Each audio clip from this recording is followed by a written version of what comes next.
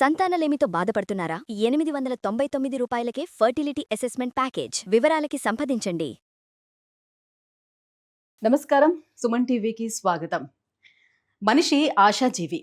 ఈ రోజు కన్నా రేపు బాగుండాలని కోరుకుంటాడు. ఈ నెల కన్నా వచ్చే నెల బాగుండాలి, ఈ సంవత్సరం కన్నా వచ్చే సంవత్సరం బాగుండాలని ప్రతి ఒక్కరూ కోరుకుంటూ ఉంటారు. ఈ నేపథ్యంలోనే కొత్త సంవత్సరం ప్రారంభమైందంటే కొత్త ఆశలు, ఆశయాలు, కొత్త కొత్త ప్రారంభాలతోటి మొదలవుతూ ఉంటుంది అందరి జీవితం. అయితే ఈ కొత్త ప్రయాణం ఎలా కొనసాగుతుంది, మన జీవితంలో ఈ గ్రహాల ప్రభావం ఏ రకంగా ఉంటుంది, మన జీవితాన్ని ఎటువైపుకి తీసుకువెళ్తూ ఉంటాయని తెలుసుకోవాలనే కోరిక కూడా చాలా మందిలో ఉంటూ ఉంటుంది. అయితే ఈ 2026 ఆంగ్ల సంవత్సరం మరి ఈ గ్రహాల స్థితిగతులు ఏ రకంగా ఉన్నాయి, మనపైన ఎలాంటి ప్రభావాన్ని చూపిస్తున్నాయి, ఈ విషయాలన్నీ కూడా తెలియజేసేందుకు మనతో పాటు ఉన్నారు బ్రహ్మశ్రీ సుభాష్ శర్మ గారు, ప్రముఖ జ్యోతిష్య శాస్త్ర నిపుణులు. గురుగారు నమస్కారం. శ్రీమాత్రేనమండి. గురుగారు, మరి 2026 ఆంగ్ల సంవత్సరం ద్వాదశ రాశుల వారికి ఎలా ఉండబోతుంది? ఓవరాల్గా మనం చూసుకునేటప్పుడు ఈ గ్రహాల స్థితిగతులతో ప్రపంచవ్యాప్తంగా ఎటువంటి పరిస్థితులను నెలకొనే అవకాశాలు ఉన్నాయి? తప్పకుండా తెలియజేస్తాను. ముందుగా వీక్షిస్తున్నటువంటి ప్రేక్షకులందరికీ శ్రీమాత్రే నమః, శ్రీ గురుభ్యో నమః. జ్ఞానినాంనపి చేతాంసి దేవి భగవతి హిసా బలాయ కృషమోహాయ మహామాయ ప్రయశ్చతి. ఓవరాల్గా మనం చూసుకున్నట్టయితే ఇది రాబోయేటటువంటి కొత్త సంవత్సరం పరాభవ నామ సంవత్సరానికి సంబంధించినటువంటి గ్రహకుండలి. ఈ గ్రహకుండలిలో కనుక చూసుకున్నట్టయితే ఈ సంవత్సరం మనకు 4 గ్రహాలు చంద్రుడు, కుజుడు, బుధుడు, రాహుతో కలిసి ఈ సంవత్సరము ప్రయాణం చేయడం జరుగుతూ ఉంటుంది.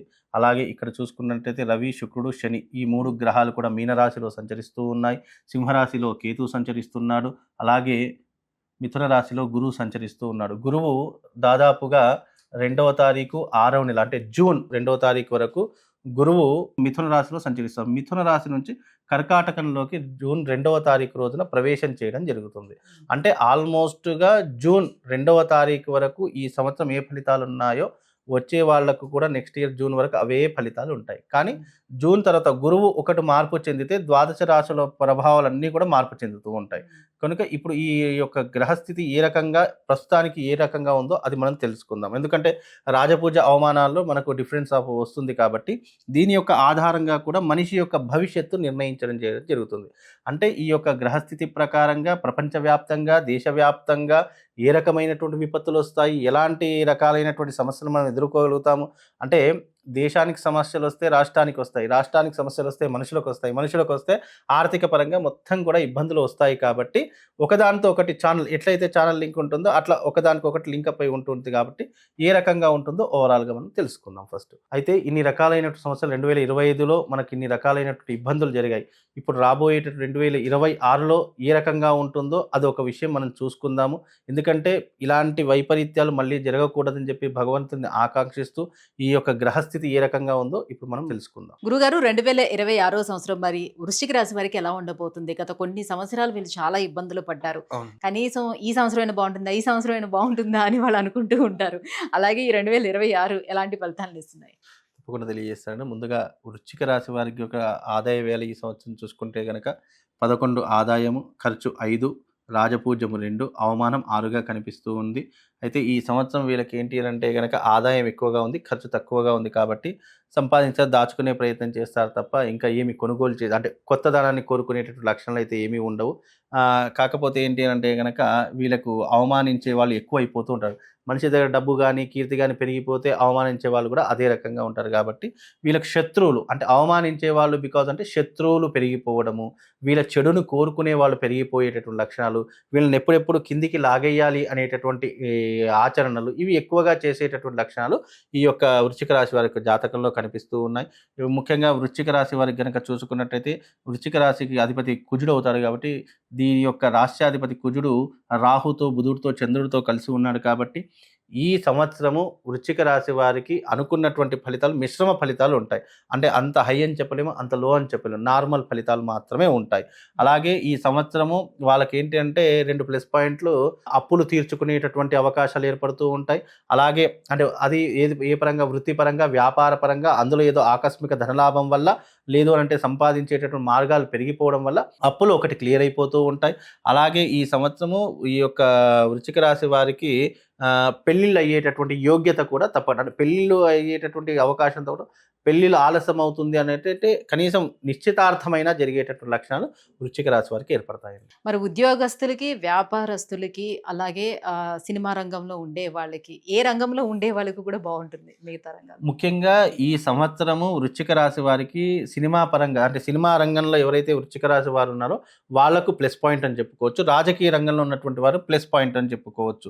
వీళ్ళిద్దరికీ మాత్రం తప్పకుండా మంచి అవకాశాలు ఉంటూ ఉంటాయి. రాజకీయ నాయకులకు మంచి ప్రజల యొక్క ఆదరణ లభించేటటువంటి ఎన్ని అవమానాలు దిగమింగుకొనైనా సరే ప్రజల మధ్యకు వెళ్ళి వాళ్ళకంటే ఒక ప్రత్యేకమైనటువంటి గుర్తింపును సాధించేటటువంటి లక్షణాలు ఈ వృశ్చిక రాశి వారికి ఏర్పడతాయి. ఇక సినిమా రంగంలో ఉన్నటువంటి వారికి మంచి మంచి అవకాశాలు, అలాగే కొత్త సినిమాలు, పెద్ద పెద్ద సినిమాలు కూడా ఆపర్చునిటీస్ వచ్చేటటువంటి అవకాశాలు కూడా తప్పకుండా కనిపిస్తున్నాయి. వాళ్ళకంటూ ఒక ప్రత్యేకమైనటువంటి గుర్తు ఇప్పుడు సినిమా రంగంలో కావచ్చు, రాజకీయ రంగంలో కావచ్చు, వాళ్ళకేంటి ఒక ప్రత్యేకమైనటువంటి గుర్తింపు కోసం చాలా పాకులాడుతూ ఉంటారు.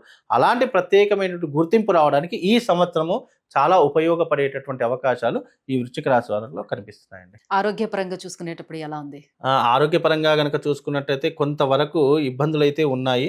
ఎందుకంటే గనక వృశ్చిక రాశి వారికి 1, 2, 3, 4, 5 పంచమ స్థానంలో శని సంచారం వల్ల వీళ్ళకి ఏంటి అనంటే గనక నీటితో సంబంధించినటువంటి ఇబ్బందులు కావచ్చు, జలగండం లాంటివి కావచ్చు, ఇలాంటివి ఎక్కువగా జరిగేటటువంటి నీటికి చాలా దూరంగా ఉండాలి. జలపాతాలకు కానీ, ఈ వాగులకు కావచ్చు, ఇలాంటి కొన్ని ప్రవహించే నదులకు కావచ్చు కాస్త దూరంగా ఉండే ప్రయత్నం చేసుకోవాలి. వీళ్ళకు శుక్రుడు కూడా వీళ్ళకు మంచి స్థానంలోనే ఉన్నాడు కాబట్టి కొన్ని రంగాల్లో రాణించేటటువంటి అవకాశాలు, కొత్త వ్యాపారాలు పెట్టేటటువంటి లక్షణాలు ఏర్పడుతూ ఉంటాయి.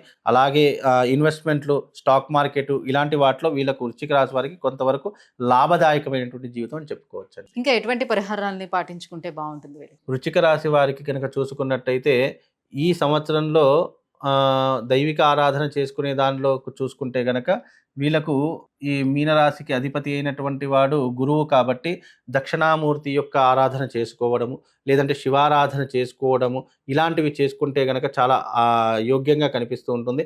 అయితే వీళ్ళు రుద్రయాగం కావచ్చు, లేదా అతిరుద్ర యాగం కావచ్చు, ఇలాంటివి చేసుకోవడం వల్ల కొంతవరకు ఆ రాశి వారికి ఉపశమనం కలుగుతూ ఉంటుంది. ఈ సంవత్సరం ఏంటంటే వీళ్ళకు అదృష్ట యోగం అనేటటువంటిది ఎలా ఉంటుంది అని అంటే గనక వీళ్ళకు వీళ్ళు చేసేదానికంటే ఇతరుల ద్వారా, అంటే ఈ మధ్యవర్తి మీడియేటర్ అని ఉంటారు కదా, వాళ్ళ ద్వారా వీళ్ళకి కాస్త లాభం కలిగేటటువంటి లక్షణాలు ఎక్కువగా ఈ యొక్క వృశ్చిక రాశి వారిలో కనిపిస్తున్నాయండి. గురుగారు, ఈ 2026 సంవత్సరం మరి వృశ్చిక రాశి వారికి ఎలా ఉండబోతుందన్న అంశాలని తెలియజేసినందుకు ధన్యవాదాలండి. శ్రీమా.